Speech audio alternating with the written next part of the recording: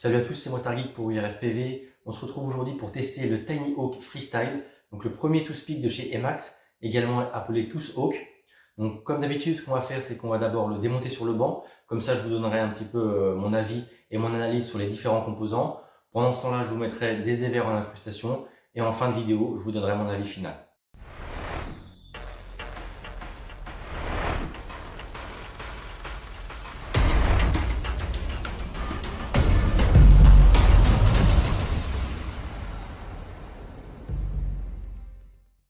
Alors le Tiny Hawk Freestyle de chez Emax, hop, il arrive dans cette petite boîte là. Comme vous pouvez le voir, ça ne rentre pas dedans avec les hélices, c'est pour ça que je ne l'utilise tout simplement pas. C'est une boîte qui est pas hyper rigide, mais ça protège un minimum. Il faut éviter d'y mettre des kilos dessus. Dans la boîte, on a une notice que je vous mettrai dans l'article sur le blog, mais elle est très complète avec des stickers. Hop, c'est relativement complet, vraiment, ça explique tout de A à Z. Donc il n'y a pas lieu spécialement de parler de ça. Et si jamais vous achetez ce quad et que vous avez besoin d'aide, n'hésitez pas à poser la question dans les commentaires ou sur le forum. Donc ensuite, dans la boîte, on retrouve deux LiPo. Donc des LiPo 1S, 450 mAh, 80 à 160C maximum. Ce ne sont pas des HV. Et donc ils ont fait le choix chez Emax de rester sur des LiPo 1S pour pouvoir recycler les LiPo des anciens petits quads comme le Tiny Hawk de chez Emax, mais également donc de pouvoir soit voler en 2S, soit voler en 1S. Donc voilà, on dirait que c'est un parti pris chez Emax, ce sont les 1S. Personnellement, je n'ai même pas volé avec. Voilà ce que j'ai fait du connecteur qu'il y avait sur la pigtail à la base. On avait un connecteur comme ça, avec deux prises JST, qui étaient normalement raccordées donc ici, à la pigtail qui est beaucoup plus longue. Je vous expliquerai après pourquoi moi je l'ai raccourci. Et donc j'en ai fait un adaptateur vers XT60, XT30 pardon, les petits XT30, en pensant l'utiliser, mais finalement ça fait trop long, et sachant que le câble ici est trop court. Donc voilà, je ne peux pas vous dire ce que donnent ces LiPo là. Et donc rapidement, avant que j'oublie, on va aborder le sujet des LiPo. Donc ce que j'ai fait, c'est que j'ai acheté des GNB Gaoneng, donc 450 mAh également. Donc là on est sur du 80 à 160C en HV, c'est des LIHV, et on est donc sur un XT30, et ce que je trouve bien plus pratique à l'usage.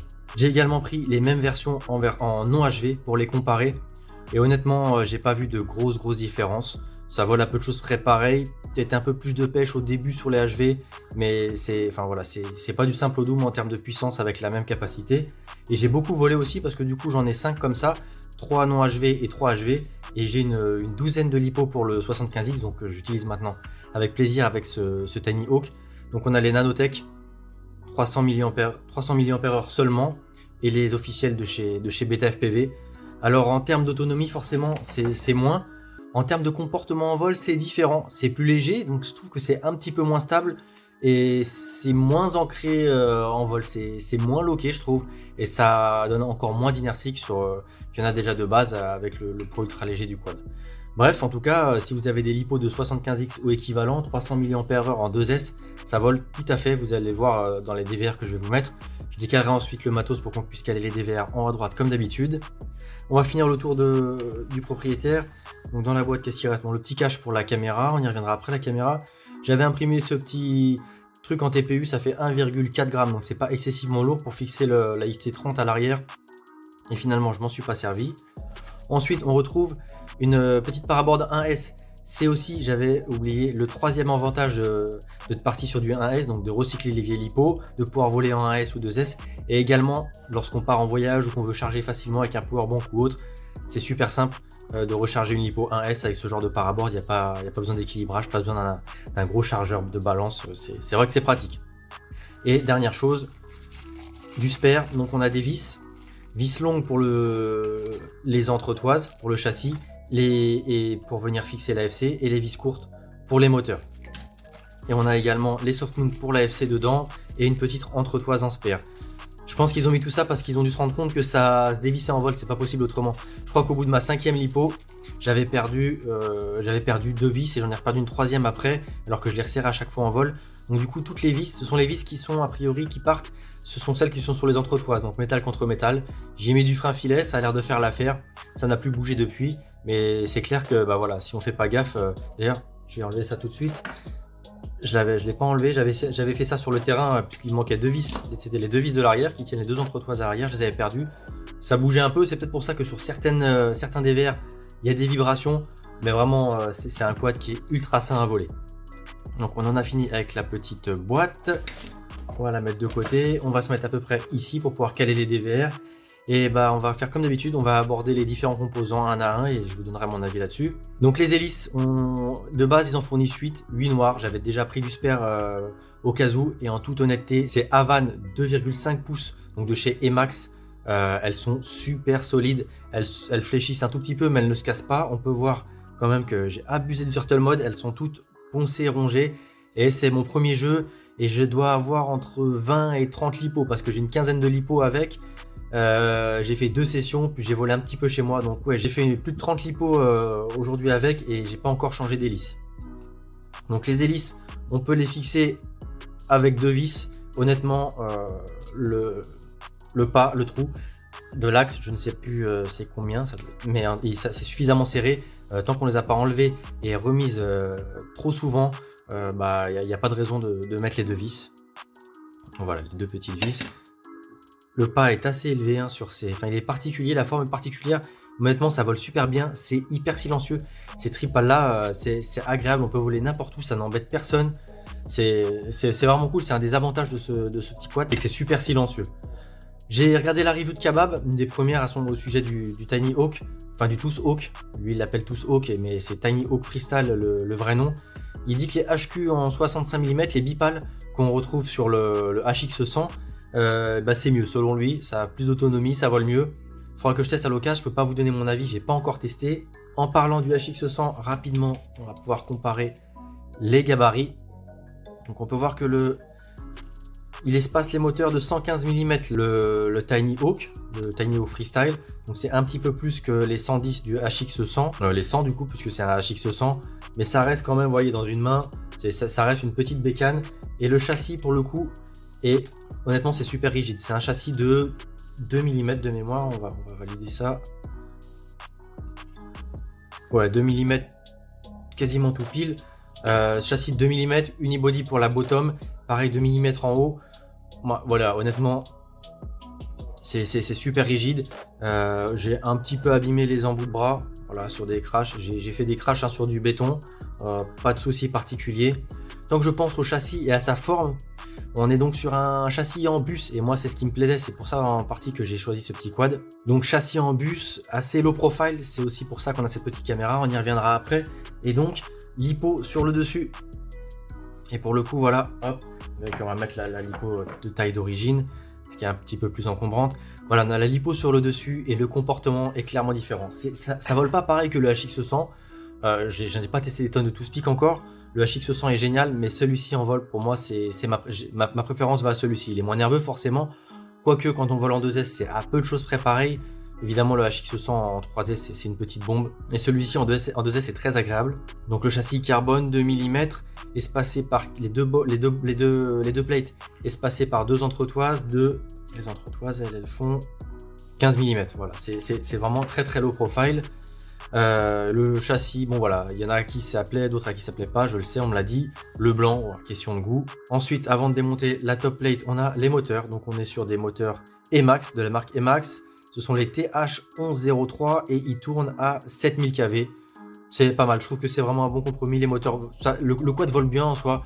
Il faudrait tester d'autres modèles peut-être pour se prononcer, mais honnêtement c'est quelque chose de bien. Ces moteurs, ils tournent bien, ils encaissent plutôt bien les chocs. En tout cas pour le moment, j'en ai pas cassé. Seul point négatif, vous allez voir, c'est une petite particularité, hein, chez Emax, ils aiment bien les trucs un peu propriétaires entre guillemets. Ce format-là de montage avec 3 trous, je crois pas que c'est propriétaire. Il y a Lexus qui m'a dit qu'il y en avait chez Happy Model. En tout cas, c'est moins réputé que les moteurs à 4 vis. Donc voilà, si on veut changer les moteurs, il faut absolument les mêmes moteurs ou des moteurs de caractéristiques équivalentes avec 3 vis pour les fixer. Donc ça, c'est un petit point négatif, un des petits points négatifs. Hein. Vous allez voir qu'il y en a pas mal, même si j'adore le quad. Donc ce qu'on va faire, c'est je vais démonter la top plate. Donc c'est pas compliqué à la maintenance, c'est 4 vis. Donc à 4 vis pour démonter la top plate. Parce que oui, maintenance facile. C'est vrai que les moteurs, j'en ai pas parlé, mais on va le voir par la suite en ayant accès à l'électronique. Ces moteurs-là, ils sont soudés sur la carte de vol. Carte de vol all-in-one, donc qui fait ESC et contrôleur de vol. Et donc rapidement, avant qu'on enlève la top plate, voilà l'antenne. Moi je l'ai fixée tout bêtement sur le strap. Parce qu'à la base, ils fournissent un Rislan qui part de là, voilà, qui fait à peu près cette inclinaison-là. Il est fixé à rien. Il se balade comme ça. Et franchement, je sais pas comment on peut voler sans que ça vienne toucher. J'ai même pas osé essayer. Je trouvais ça vraiment pas safe de laisser l'antenne du VTX ici. Du coup, je l'ai fixé là et faut juste faire gaffe à pas trop forcer. Hein. J'ai pas serré, donc on peut bouger le strap sans que ça force sur l'antenne qui est soudée. C'est pas gênant. Moi, c'est un petit upgrade que j'ai trouvé intéressant à faire. Hop, voilà la top plate. C'est solide, hein. Franchement, pour un petit quad comme ça, je pense que c'est assez compliqué à casser, contrairement au HX100. Je vous l'ai dit, je crois, dans le giveaway, mais également sur les réseaux sociaux et sur le forum. Mais peu de temps après ma review, on a cassé 2 moteurs et une bottom plate déjà. Donc la bottom plate, c'est sur plusieurs crashs, et le moteur, c'est sur les 2 moteurs en même temps, c'est sur un gros crash. Donc là, dans ma main qui se balade, qu'on peut changer facilement avec un petit connecteur, on a une caméra. Donc c'est une micro caméra. Va falloir que je fasse gaffe. Parce qu'elle est soft mountée, on peut voir une rondelle de soft mount pour le dessous. La caméra, donc, elle est très petite, j'imagine qu'ils ont fait ce choix là, ils n'ont pas mis une caméra de type Runcam Nano ou Predator Nano, tout simplement parce que ça rentrait pas dans ce châssis low profile. Quoi qu'il en soit, c'est pas la même que le Tiny Hawk que j'avais trouvé très mauvaise, elle est meilleure, elle est volable, je vais dire qu'elle est passable. C'est pas un vrai point négatif, mais on peut clairement faire mieux et c'est plus confortable de voler sur le HX100 pour le coup. Donc petite caméra reliée donc au contrôleur de vol all-in-one qui fait OSD, donc OSD actif, et on peut régler le VTX. Donc le VTX, on va y venir tout de suite. Le VTX, il est ici sur le dessus. C'est propriétaire, entre guillemets, oui, propriétaire, hein, c'est du matos qu'on peut pas changer facilement. J'imagine après qu'on peut mettre un autre VTX, puisque pour le coup, il n'est pas embarqué sur la carte principale. Mais là, vous voyez qu'il y a les connecteurs ici à broche. Et donc, c'est soudé. Il ne peut pas s'enlever facilement. Il faut le dessouder. Et c'est pas toujours tout facile d'enlever ces petites broches. Quoi qu'il en soit, voilà, le VTX. 2 points négatifs pour ce dernier. Il est donc, entre guillemets, propriétaire. Et il est limité à 25 mW. Certes, vous allez me dire, on ne fait pas du long range avec des toothpicks. Honnêtement, sur les petits terrains équivalents avec lesquels j'ai volé en HX100 et en tous Hawk, et bah, j'avais moins de glitch et c'était plus agréable de voler en 200 mW sur le HX100. Voilà, c'est une chose à savoir. Et en termes de portée, même chose. On a cette petite antenne là, vous voyez, que moi j'ai protégée par un Rislan Indian Thermo, il n'y en avait pas d'origine. Bah, c'est l'antenne du récepteur FR Sky, donc compatible D8 et D16, qui est embarqué sur le contrôleur de vol. Et c'est pareil, la portée est moins bonne. Clairement, j'avais plus de warning RSSI sur ma X-Lite que j'en ai quasiment eu aucun sur le HX100. J'ai juste eu des fail-safe parce que je volais près des antennes 4G. Mais sans ça, j'ai moins de portée, c'est clair, aussi bien en vidéo qu'en radio sur le Tools Hawk. Et mine de rien, ça va vite, c'est pas gros et on a quand même tendance à aller plus loin que ce qu'on pourrait l'imaginer. Donc c'est des petits points négatifs, mais voilà, hein, c'est juste qu'il faut le savoir. Et donc comme je vous le disais en abordant l'OSD, hein, le VTX il est compatible Smart Audio, donc on peut faire les réglages depuis l'OSD, sinon il y a un petit bouton ici et tout est expliqué dans la documentation. Ensuite le contrôleur de vol, donc all-in-one, ce sont des ESC là qu'on retrouve aux extrémités avec les moteurs. Donc les moteurs d'origine sont soudés, on a également des petits connecteurs si jamais vous changez les moteurs pour des modèles qui peuvent se brancher avec des connecteurs. Et les ESC ils sont dimensionnés à 5 ampères chacun. Je me rends pas compte hein, vraiment sur ces petites bécanes de est-ce que c'est beaucoup, pas beaucoup. En tout cas là en 2S ça a l'air de faire le taf. On a un petit condensateur fixé directement sur le contrôleur de vol. J'ai même pas fait attention à sa capacité. 100 microfarads et 16 volts. Je sais pas si vous allez réussir à voir la caméra, mais faites-moi confiance. Voilà, c'est un petit condensateur. Je pense que ça rentre dans le fait que le quad vole très bien. Condensateur par contre il faut absolument que je fixe parce que sur les chocs dans ce sens là il a tendance à remonter vers le haut, donc je vais y mettre soit un petit scotch ou un petit Rislan, mais il faut faire quelque chose pour ce petit condensateur. Et donc dernier point sur le contrôleur de vol, il arrive flashé en Betaflight 4.0.4. Comme d'habitude je vous mets le dump, le diff sur le forum ou le blog ou les deux, n'hésitez pas à consulter ces différents médias qui sont complémentaires. Donc Betaflight 4.0.4 avec des réglages qui sont encore une fois comme chez Emax, hein, que ce soit le Tiny Hawk, le tout petit en Tiny Whoop, le Emax Buzz, ils vendent des quads qui sont très bien réglés. Il y a très peu de choses à faire. Personnellement, j'ai absolument rien changé et ça vole super bien. C'est un vrai bonheur, c'est un rail. Le comportement est clairement différent du HX100 Et moi, je préfère voler celui-ci, même s'il est moins performant en termes de performance pure, mais il est très agréable à voler. Et donc sur le contrôleur de vol, sur le dessous, on a la Pigtail XT30 qui à la base on est à 2 JST, que j'ai pas raccourci finalement comme je vous ai dit en intro, hein, mais de base le Rizlan l'a mis différemment, donc moi je l'ai changé, il arrive ici, il retient pas trop, et surtout la Pigtail elle arrive loin derrière. Et qu'on utilise les batteries d'origine ou le XT30, il n'y a aucun doute sur le fait que ça va finir par venir toucher. Même là, en l'ayant mis très proche des entretoises, donc les entretoises viennent faire buter, donc normalement ça peut pas venir, et encore une fois là on est dans la partie dure, mais non, quand elle est d'origine, la Pigtail est longue, et il y a trop de risques selon moi à ce que elle vienne se faire découper par les hélices, donc je l'ai bien serré ici. On peut voir que j'ai lové un peu le câble à l'arrière là, et là même en tirant, ça ne bouge pas, donc faire attention, c'est pas le but de forcer comme un âne dessus. Mais bref, voilà, comme vous avez pu le voir de toute façon sur les petits DVR que j'ai dû vous incruster, ça vole très bien, et je vous retrouve en face cam pour vous donner mon avis final. Hop, dernière chose dont j'ai voulu vous parler et dont je me suis aperçu tout de suite là en montant le drone avant même de quitter l'atelier, c'est que la caméra, je vous l'ai pas signalé, mais elle n'est pas inclinable. On pourrait croire ici que les deux petits trous permettent de venir fixer la caméra dedans et de l'incliner plus ou moins, mais en fait lorsqu'on veut le mettre dans le trou et le plus en arrière, la caméra reste coincée entre les deux entretoises. Hop, et du coup on peut pas l'incliner plus. Vraiment là elle est au maximum et elle est très peu inclinée parce que franchement le quad il va vite. N'hésitez pas surtout à regarder en haut à gauche des DVR. Je vous ai mis pour information le niveau du gaz et vous verrez que je vole très souvent entre 20 et 30. Dès qu'on bombarde un peu plus, bah il faut se mettre il faut mettre le quad comme ça pour aller vite et on voit plus rien. Donc c'est pas hyper pratique et c'est un peu dommage. Hop là, décidément je vais pas y arriver. J'ai encore oublié quelque chose quand même, la pesée, ce qui est assez important sur ces petits engins. 0 g, sans lipo, le strap et tout le matos, les hélices. On est à 51,7 g, alors que sur la fiche produit il est annoncé à 53 g, donc ça c'est plutôt pas mal. Pourtant j'ai rajouté un XT30, j'ai strictement rien enlevé, il est d'origine, et j'ai même rajouté le Rizlan ici et la gaine thermo. Donc c'est plutôt pas mal, Rizlan qui vient compenser celui que j'ai retiré là. Donc on a dit 51,3, 51,6, on reste sous les 53 g annoncés. Et si on remet une lipo, l'hypo est assez lourde. Hein. Il est annoncé à 75 g avec les deux lipos d'origine. Et là, moi, avec celle-ci, je suis à 80,4. C'est plus lourd, je crois, de mémoire que le HX100 qu'on peut peser rapidement pour comparer. Ouais, c'est kiff-kiff à 2 g près. Hein, voilà. Après, c'est les lipos qui jouent. Pour le coup, lui, il vole avec des 300. Alors là, on est sur une 2S. Hein. En 3S, c'est un peu plus lourd. Et on est à 67 g. Donc ouais, il est plus léger, ce qui explique aussi le fait qu'il soit plus véloce, plus vif que le Tooth Hawk. Voilà, cette fois-ci c'est la bonne et on se retrouve en face cam pour la conclusion. Donc ce petit Tooth Hawk, je pense que si je m'étais arrêté à 2-3 lipos en mode proximity, en tout cas pas loin du poste de pilotage, je vous aurais conseillé de vous ruer dessus parce que clairement, ce petit bus là de 2 pouces et demi, ça vole super bien, c'est un vrai plaisir à piloter. Les réglages des max ne sont sûrement pas pour rien. Quoi qu'il en soit, moi je l'ai laissé en full stock, le Delta Predmerate, et vraiment je me suis fait énormément plaisir.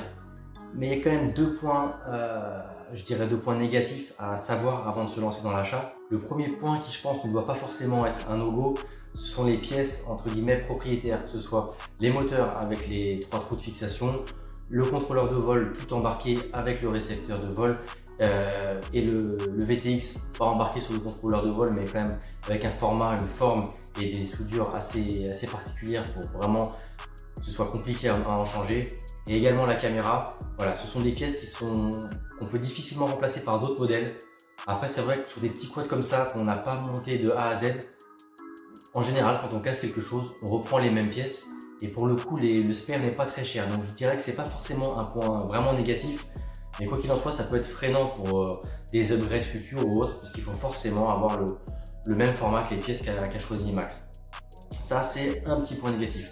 Le plus gros point négatif pour moi, ça va être la portée. Clairement, en 25 mW, même s'il est petit, qu'on ne vole pas forcément loin, le confort est beaucoup moins bon que sur le HX100 en 200 mW. Vous avez qu'à comparer les quelques vols que je vous ai mis du Tiny Hawk sur le même spot que le test du HX100, vous verrez qu'il y a quand même beaucoup plus de glitch sur le petit tap to speed de chez Emax. Vous allez me dire, je vole avec un transformeur HD, un récepteur qui n'est pas de très bonne qualité. Il y a également Aeroso du forum qui l'a volé avec ses Dominator V3 et Jérémy avec ses HD3 pardon. Bref, c'est pas forcément les lunettes qui qui joue là-dedans, mais le récepteur, donc on a du True-D et du True-D X, ce sont des bons récepteurs et on reçoit moins bien sur celui-ci que sur le HX100. Ça c'est pour la vidéo avec laquelle j'ai pas réussi à pousser trop dans ces derniers retranchements parce qu'on a la radio récepteur Mono City, en tout cas avec une seule antenne FR Sky qui est embarquée sur le contrôleur de vol et qui pareil, en tout cas sur la X-Lite, me génère beaucoup d'alertes RSSI que je n'ai pas sur le HX100. Attention, le HX100, on est passé sur un RXSR, même si avant on avait un XM+, qui est nettement mieux que le récepteur radio embarqué sur ce tout autre. À côté de ça, bah voilà, comme je vous le disais au début de cette conclusion, il vole très bien. Il faut savoir, voilà, il faut connaître ses limitations. Après, voilà, c'est un quad qui aujourd'hui, au moment où je tourne la vidéo, on trouve aux alentours de 85 € chez Banggood. Voilà, j'ai envie de dire, pourquoi se priver? Parce qu'il n'y a pas beaucoup de grades à faire et il vole vraiment très très bien. En parlant de Banggood, ce n'est ni un partenariat Banggood, ni un partenariat Emax. C'est pas une opération commerciale comme certains aiment bien le dire. C'est un quad que j'ai acheté pour mon plaisir, aussi bien le quad que l'hélipo. Et voilà, je vous livre mon avis. Et clairement, je vous dirais pas forcément de vous ruer dessus. Il faut réfléchir et prendre en compte les quelques limitations qu'il a. La caméra est aussi, c'est vrai que je vous l'ai pas dit, le fait est qu'il soit très low profile, très low profile, très léger. Et bah, cette caméra qu'on peut pas tilter et encore moins changer, même si elle est mieux que le Tiny Hawk premier du nom. Je trouve que on est loin d'une Runcam Racer Nano comme on a sur la HX100 ou une Foxeer Predator Nano comme on a pu tester dans un battle cam il y a pas très longtemps. Donc voilà. Après, il est pas cher, il s'emmène partout, il vole très bien. Comme je disais, il est très silencieux. Certes, il n'est compatible que 2S. À tension équivalente, il n'est pas forcément moins puissant que le HX100. Forcément, si on le compare au HX100 ou à un autre quad en 3S, évidemment, il est entre guillemets à la ramasse, mais il vole suffisamment vite, suffisamment bien pour se faire plaisir en freestyle, en cruising, sans effrayer les gens et sans se faire peur soi-même et sans avoir trop peur de casser du matériel. Voilà, je crois que ça en est tout pour le Tiny Hawk Freestyle. N'hésitez pas à me dire ce que vous en avez pensé. Moi, comme d'habitude, si j'ai oublié des choses au montage ou au dernier visionnage de la vidéo, vous les rajouterez sur le test complet sur le blog avec toutes les notes. Donc n'hésitez pas à aller le consulter. Et je vous dis à bientôt sur la chaîne pour de prochaines vidéos et de prochains To Speak.